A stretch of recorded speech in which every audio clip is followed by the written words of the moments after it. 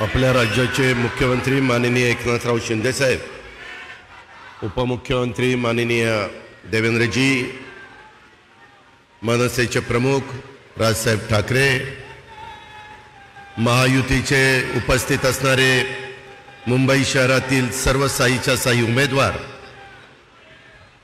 Bhajap, Rashtrawadi Congress party, Shiv Sena, मनसे, RPI, सर्व महायुतीच्या मित्रपक्षांचे उपस्थित असणारे सर्व सन्माननीय पदाधिकारी, माझ्या मुंबई शहराच्या कानाकोपऱ्यातून आलेले सगळे बंधू भगिनी, पत्रकार मित्र आणि माझ्या तरुण मित्रांनो, सर्वप्रथम युगपुरुष छत्रपती शिवाजी महाराज, क्रांतीसूर्य महात्मा ज्योतिबा फुले, राजर्षी शाहू महाराज, राज्यघटनेचे शिल्पकार डॉक्टर बाबासाहेब आंबेडकर यांना विनम्र अभिवादन करतो। मित्रांनो, आज लोकसभा निवडणुकीचा हा शेवटचा 5वा टप्पा महाराष्ट्र पार पाडतोय।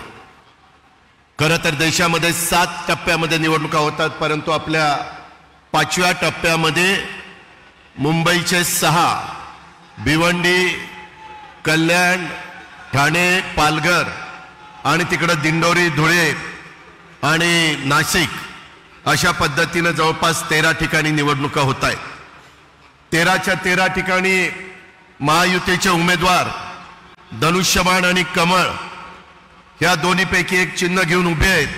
माझी सुरुवातीलाच मुंबईकरांना, तमाम माझ्या बंधू भगिनींना विनंती आहे की आपण उद्याच्या 20 तारखेला ज्यावेळेस मतदानाला जाल त्यावेळेस तुमच्या पुढे जी मशीन असेल तिथं महायुतीच्या उमेदवाराचं नाव असेल आणि त्याच्या पुढं धनुष्यबाण तरी असेल किंवा कमळ तरी असेल, तेवढं समोरचं बटन दाबायचं काम आपण सगळ्यांनी करावं, अशा प्रकारचे मी आपल्याला सगळ्यांना मनापासून विनंती करतो।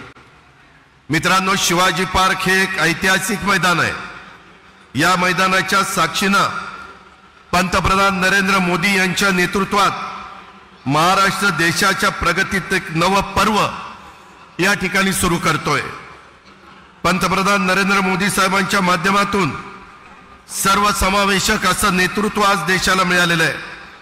मागच्या 10 वर्षाच्या काळामध्ये ज्या पद्धतीनं पंतप्रधानांनी देशाला पुढे घेऊन जाण्याचं काम केलं, ते निश्चितपणे ते काम गौरवास्पद अशा प्रकारचं काम आहे।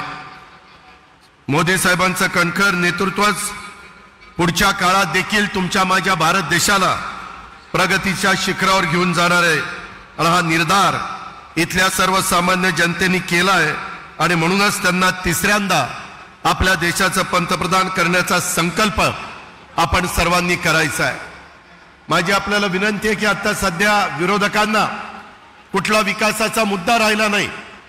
यावेळेच्या निवडणुकीमध्ये सातत्याने आम्ही महायुतीच्या वतीनं विकासाच्या बद्दल बोलतोय, परंतु विरोधक त्याला फाटा देतात आणि नको ते भाषण करण्याचा केविलवाणा प्रयत्न त्यांचा चाललेला आहे। एक त्रयस्थ नागरिक म्हणून आपण जर त्यांच्याकडे बघितलं तर काय त्यांची भाषणं आहेत, काय त्यांचे त्याच्यामध्ये शब्द वापरतात।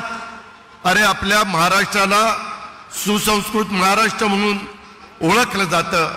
स्वर्गीय यशवंतराव चव्हाण साहेबांनी ज्यावेळेस मंगल कलश आणला, तो मंगल कलश संयुक्त महाराष्ट्राचा आणला असताना सुसंस्कृत महाराष्ट्र कसा असला पाहिजे, तो कसा पुढे गेला पाहिजे, सर्व जाती धर्माच्या लोकांना कसा न्याय देता आला पाहिजे, ज्या पद्धतीने हिंदवी स्वराज्याची स्थापना करत असताना 18 पगड जाती 12 बलुतेदारांना बरोबर घेऊन महाराजांनी हिंदवी स्वराज्याची स्थापना केली, त्याच रस्त्याने आपल्याला सगळ्यांना पुढे जायचंय। आणि मुख्यमंत्री असतील, उपमुख्यमंत्री असतील, आम्ही महायुतीच्या सरकारमधले सगळे घटक पक्ष असू किंवा देशाचे पंतप्रधान असतील, ह्या सगळ्यांची भूमिका तीच आहे। त्या भूमिकेचं समर्थन आपण सगळ्यांनी केलं पाहिजे। आता आठवले साहेबांनी बोलत असताना सांगितलं की असा काहीतरी मुद्दा काढायचा आणि त्याच्यातनं एखाद्या समाजाला काहीतरी त्यांच्यामध्ये समरवस्था निर्माण करायची। 10 वर्षामध्ये देशाच्या पंतप्रधानांनी कधी उलट संविधान दिन साजरा करायला सुरुवात केली आणि अशा पद्धतीनं त्यांनी साजरा करत असताना संविधान बदलण्याची भाषा हे सगळेजण करतायत। हे कुठेतरी थांबलं पाहिजे आणि ते पवित्र काम तुमच्या प्रत्येकाच्या मतामध्ये आपण 20 तारखेला सकाळी 7 वाजता जाऊन जर मतदान केलं तर यांना जशास तसं उत्तर आपल्याला देता येईल आणि विरोधकांना विरोधकांची जागा त्या ठिकाणी दाखवता येईल अशा प्रकारची अपेक्षा आणि विनंती मी आपल्या सर्व सहकार्यांना करतो। प्रचंड मोठ्या संख्येने आपण इथं उपस्थित राहिल्याबद्दल आपल्या सर्वांचं महायुतीच्या वतीनं मनापासून स्वागत करतो आणि मी माझे 2 शब्द संपवतो। जय हिंद, जय महाराष्ट्र।